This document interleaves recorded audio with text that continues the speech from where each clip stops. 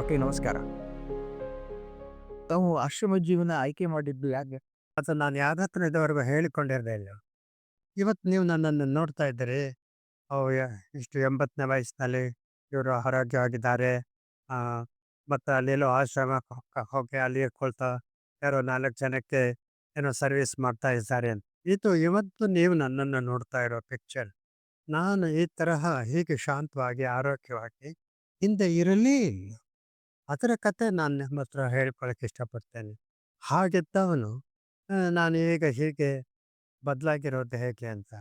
ನೋಡಿ, ನಾನು ಬಾಲ್ಯದಲ್ಲಿ ಆ, ತಂದೆ ತಾಯಿಯ ಪ್ರೀತಿಯೇ ಗೊತ್ತಿಲ್ಲದೆ ಒಂಥರ ಅಬ್ಯಾಂಡನ್ಡ್ ಚೈಲ್ಡ್ ಆಗಿ ಅವರವ್ರ ಮನೆಯಲ್ಲಿ ಊಟ ಮಾಡಿಕೊಂಡು ಬಾಲ್ಯ ಕಳಿಬೇಕಾಯ್ತು. ಬಡತನದ್ದು ಏನೂ ಪ್ರಾಬ್ಲಮ್ ಆಗಿರಲಿಲ್ಲ. ಆದರೆ ಆ ಪ್ರೀತಿ ಬೇಕಾಗಿತ್ತು ಸಣ್ಣ ಹುಡುಗನಿಗೆ.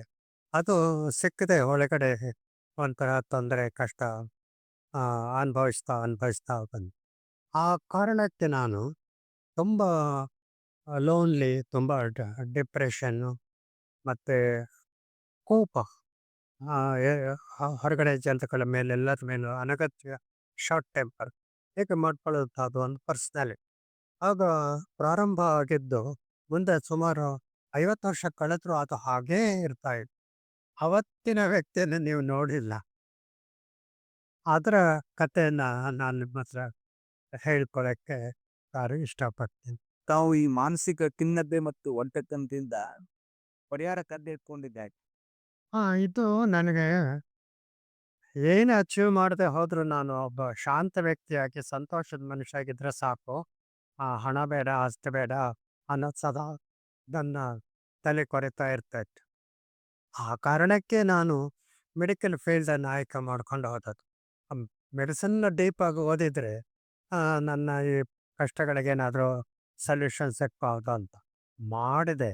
ಆದರೆ ಅದರಲ್ಲೂ ಆ, ನಿರಾಸೆ ಆಗ್ತಾ ಹೋಯಿತು. ಕಾರಣ ಏನಂದರೆ, ಈ ತೊಂದರೆಗಳಿದೆಯಲ್ಲ, ಡಿಪ್ರೆಷನ್ ಇದೆ, ಕೋಪದ ವ್ಯಕ್ತಿತ್ವ ಇದೆ. ಅದು ಆ್ಯಕ್ಚುಲಿ ಬ್ರೈನಿನ ಒಂದು ಅನಾಟಮಿ ಇದೆ. ಬ್ರೈನ್ನ ಹಾಗಿರುತ್ತೆ. ಬ್ರೈನ್ ಹೇಗಿದೆಯೋ ನಾವು ಹಾಗೆ ಇರ್ತಾ ಹೋಗ್ತೇವೆ. ಅವತ್ತು ಈಗ 50 ವರ್ಷದ ಹಿಂದೆ ಬ್ರೈನ್ ಹೇಗಿದೆಯೋ ಅದು ಹಾಗಿರುತ್ತೆ. ಅದನ್ನು ಬದಲಾಯಿಸೋಕ್ಕಾಗಲ್ಲ. ಬ್ರೈನ್ ಹೊಸತಾಗಿ ಏನೋ ಬೆಳವಣಿಗೆ ಆಗಲ್ಲ ಅಂತ ದೃಢವಾದ ನಂಬಿಕೆ ಇತ್ತು. ಆಗ ಜ್ಞಾನ ಇದ್ದದ್ದೇ ಅಷ್ಟು, ತಿಳುವಳಿಕೆ ಮೆಡಿಕಲ್ ಸೈನ್ಸಲ್ಲಿ ಇದ್ದದ್ದೇ ಅಷ್ಟು. ಆ ಕಾರಣಕ್ಕೆ ಅಯ್ಯೋ, ಏನು ಪ್ರಯೋಜನ ನಾನು ಇಷ್ಟೆಲ್ಲ ಮೆಡಿಕಲ್ ಓದಿಸ್ಕೊಂಡು ಅಂತ ಹಾಗೆ ನಿರಾಸೆ ಬಂತು. ತಾವು ಈ ಮಾನಸಿಕ ಖಿನ್ನತೆ ಮತ್ತು ಒಂಟೆತನದಿಂದ ಹೊರಗೆ ಬಂದಿದ್ದು ಹೇಗೆ? ಒಂದು ಯೋಗಾಯೋಗ ಈಗ ಒಂದು 25 ವರ್ಷದ ಹಿಂದೆ ಆ, ಕೆಲವು ನ್ಯೂರೋ ಸೈಂಟಿಸ್ಟ್ ಕೆಲವು ಪ್ರಯೋಗಗಳನ್ನು ಮಾಡಿ ಆಗ್ತಾನೆ ಹೊಸದಾಗಿ CT ಸ್ಕ್ಯಾನ್ ಬಂದಿತ್ತು. ಅವರು ಕೆಲವರನ್ನೆಲ್ಲ ಬ್ರೈನ್ ಸ್ಕ್ಯಾನನ್ನು ಪರೀಕ್ಷೆಗಳನ್ನು ಮಾಡಿ ಅವರಿಗೆ ಕೆಲವೇನೋ ಒಂದಷ್ಟು ಎಕ್ಸಸೈಸಸನ್ನು ಪಾಠಗಳನ್ನು ಕೊಟ್ಟು ಆ, 2 ತಿಂಗಳ ಅವಧಿಯ ಪೀರಿಯಡಲ್ಲಿ ಅವ್ರಿಗೊಂದು ಸ್ವಲ್ಪ ತರಬೇತಿಗಳನ್ನು ಕೊಟ್ಟು ನಂತರ ಮತ್ತೊಂದು CT ಸ್ಕ್ಯಾನ್ಗಳನ್ನು ಮಾಡಿದಾಗ ಅವರ ಬ್ರೈನ್ಗಳಲ್ಲಿ ಹೊಸ ಹೊಸ ನರಕೋಶ ಉತ್ಪತ್ತಿಯಾಗಿದೆ ಅಂತ ಪತ್ತೆ ಮಾಡಿಬಿಟ್ರು. ಈಗ 25 ವರ್ಷದಲ್ಲಿ ಅದು ದೊಡ್ಡ ಕ್ರಾಂತಿ ಆದಂಗಾಯ್ತು ಆ ಡಿಸ್ಕವರಿ. ಅದರಿಂದ ಏನು ತಿಳುವಳಿಕೆ ಬರುತ್ತೆ ಅಂದರೆ, ಹಾಗಾದರೆ ಈಗ ನೀವು ದುಃಖ ಪಡುವ ಮನುಷ್ಯನಾಗಿದ್ದರೆ ಏನೋ ಒಂದು ನಮೂನೆ ತರಬೇತಿ ಪಡ್ಕೊಂಡ್ರೆ ನೀವು ಸಂತೋಷದ ವ್ಯಕ್ತಿಯಾಗಿ ಬದಲಾಗ್ಬಿಡ್ತೀರಿ. ಹಿಂದೆ 25 ವರ್ಷದ ಹಿಂದೆ ಇದನ್ನು ಯಾರೂ ನಂಬ್ತಾ ಇರಲಿಲ್ಲ. ಮತ್ತು ಸ್ಪಿರಿಚುವಲ್ ಪೀಪಲ್ ಪಾಪ ಅವರಿಗೆ ಸಾಕಷ್ಟು ಇದರ ಬಗ್ಗೆ ತಿಳುವಳಿಕೆ ಇಲ್ಲ. ಅವರು ಏನೋ ತಮಗೆ ತೋಚಿದ್ದನ್ನು ಒಬ್ಬೊಬ್ಬರಿಗೆ ಒಂದೊಂದು ಹೇಳ್ಕೊಳ್ತಾ ಬಂದು ಲಾಟ್ ಆಫ್ ಕನ್ಫ್ಯೂಷನ್ ಇದ್ದದ್ದು ಈ 25 ವರ್ಷದಿಂದ ಈಚೆಗೆ ಅದು ನಿವಾರಣೆ ಆಗೋಯ್ತು. ನನಗೆ ಆಸೆ ಬಂದ್ಬಿಡ್ತು. ಹಾಗಾದರೆ ನಾನು ಏನಾದರೂ ಒಂದು ಮಾಡಿಕೊಂಡು ನನ್ನ ಈ ಡಿಪ್ರೆಷನ್ನಿನ ಬ್ರೈನನ್ನು ಬದಲಾಯಿಸ್ಕೊಳ್ಬಹುದಾ ಅಂತ. ಅವರು ಡಿಪ್ರೆಷನ್ ಬ್ರೈನನ್ನು ಬದಲಾಯಿಸಿ ಸಂತೋಷದ ಬ್ರೈನು, ಕೈಂಡ್ನೆಸ್ಸು, ಕಂಪ್ಯಾಷನು ಇಂಥ ಪಾಸಿಟಿವ್ ಎಮೋಷನ್ಸ್ ಬಗ್ಗೆ ರಿಸರ್ಚ್ ಮಾಡೇ ಇರಲಿ. ಹಾಗಾಗಿ ನನಗೆ ಪುನಃ ಅಲ್ಲಿಯೂ ನಿರಾಸೆ ಕಾದಿತ್ತು. ತಾವು ನಿಜವಾಗಿಯೂ ಮೆಡಿಸಿನ್ನು ಮತ್ತೆ ವಿಜ್ಞಾನ ಕುರಿತು ನಿರಾಸೆ ಉಂಟಾಗಿದ್ದು ನಿಜಾನ? ನೋಡಿ, ಹೀಗೆ ನಾನು ಹುಡ್ಕಾಡ್ತಾ ಬಂದಾಗ ಸ್ಪಿರಿಚುಯಾಲಿಟಿಗೆ ಹೋದೆ ಮತ್ತು ಇದು ನ್ಯೂರೋ ಸೈನ್ಸ್ನೆಲ್ಲ ಮಾಡ್ತಾ ಹೋದೆ. ಈ 25 ವರ್ಷದ ಹಿಂದೆ ಇನ್ನೊಂದು ದೊಡ್ಡ ಸಂತೋಷದ ಮಿರಾಕಲ್ ಪವಾಡ ತರಹ ಆಗೋಯ್ತು.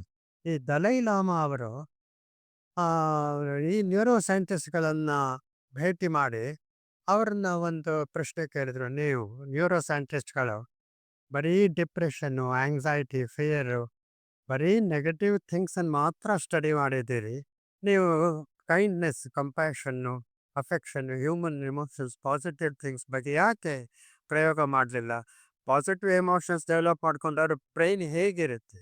ಅದು ಬೆಳವಣಿಗೆ ಆಗುತ್ತಾ? ಆಗೋದಿಲ್ವಾ? ಯಾಕೆ ಮಾಡಲಿಲ್ಲ ಅಂತ ಅವರನ್ನು ಸ್ವಲ್ಪ ಪ್ರಚೋದನೆ ಮಾಡಿದ್ರು. ಹಾಂ. ತಾವು ದಲೈ ಲಾಮಾ ಅವರನ್ನೇ ಆಯ್ಕೆ ಮಾಡಿಕೊಂಡಿದ್ದಾಕೆ? ನೋಡಿ, ಎಷ್ಟೋ ಜನ ಈ ಆಧ್ಯಾತ್ಮದ ಫೀಲ್ಡಲ್ಲಿರೋರು ಬಂದಿದ್ದಾರೆ, ಹೋಗಿದ್ದಾರೆ.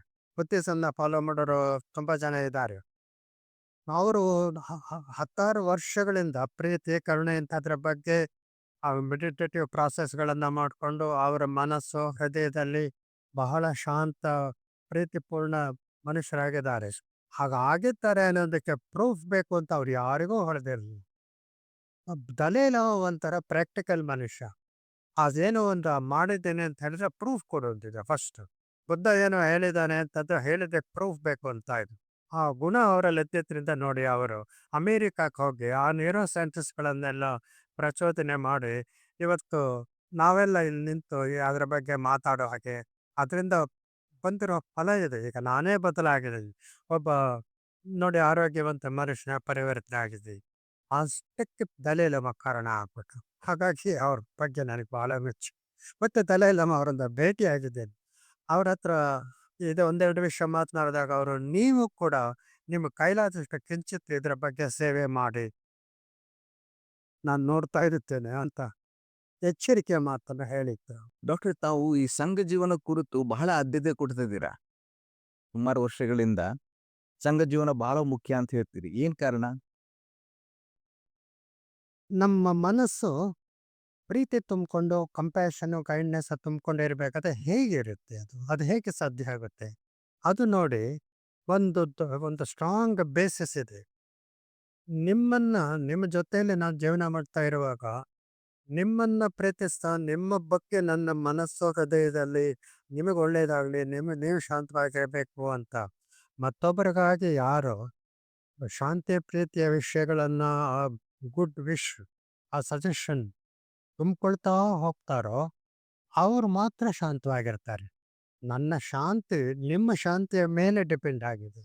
ಅದಕ್ಕೆ ಹಾಗೆ ನೋಡಿ, ಒಂದು 10 ಜನ ಆ ತರಹ ಇಷ್ಟಪಡುವವರು ಕೂಡಿಕೊಂಡು ಜೀವನ ಮಾಡ್ತಾ ಹೋದರೆ, ನೀವು ಇರೋದ್ರಿಂದಾಗೆ ನಾನಿರ್ತೇನೆ, ನಾನು ಇರೋದ್ರಿಂದಾಗಿ ನೀವು ಇರ್ತೀರಿ. ಅದು ಆ ಸತ್ಯ ಪ್ರತಿಯೊಬ್ಬರಿಗೂ ಅರ್ಥ ಆಗ್ತಾ ಹೋಗುತ್ತೆ. ಒಬ್ಬೊಬ್ಬರೇ ಇದ್ದರೆ ಇದು ಹೇಗೆ ಸಾಧ್ಯ ಆಗುತ್ತೆ? ಸೊ, ಆ ದಲೈ ಲಾಮಾ ಅವರ ಇನ್ಸ್ಪಿರೇಷನ್ ನೋಡಿ. ಒಂದು ಆಶ್ರಮದ ತರಹ ಒಂದು ಸ್ಮಾಲ್ ಕಮ್ಯುನಿಟಿ ಆಗಿ, ಒಂದು ದೊಡ್ಡ ಮನೆ ಅಂತ ತಿಳ್ಕೊಂಡು ಮಾಡಿಕೊಂಡು, ಯಾರೋ 4 ಜನ ಅಪರಿಚಿತರು ಬಂದು ಸೇರಿಕೊಂಡು ಅವರು ಒಬ್ಬರಿಗೊಬ್ಬರು ಹೇಗೆ ಪ್ರೀತಿ, ಕರುಣೆ ತೋರಿಸ್ತಾ ಬರಬೇಕು. ಆಗ ಆ ಒಬ್ಬೊಬ್ಬ ಇಂಡಿವಿಜುವಲ್ ಕೂಡ ಬಹಳ ಶಾಂತ, ಪಾಸಿಟಿವ್ ಮೈಂಡೆಡ್ ಪ್ರಜೆಯಾಗಿ ಬದಲಾಗ್ತಾ ಹೋಗ್ತಾನೆ. ಲೋಕದ ಒಳ್ಳೆಯದಕ್ಕೋಸ್ಕರ ಯಾರೋ ಆಲೋಚನೆ ಮಾಡ್ತಾರೆ, ಕೆಲಸ ಮಾಡ್ತಾ ಹೋಗ್ತಾರೆ, ಅವರು ಚೆನ್ನಾಗಿರ್ತಾರೆ ಅನ್ನೋ ಬೇಸಿಸ್. ಅದಕ್ಕೆ ಕಮ್ಯುನಿಟಿ ಲೈಫ್ ಬೇಕಾ.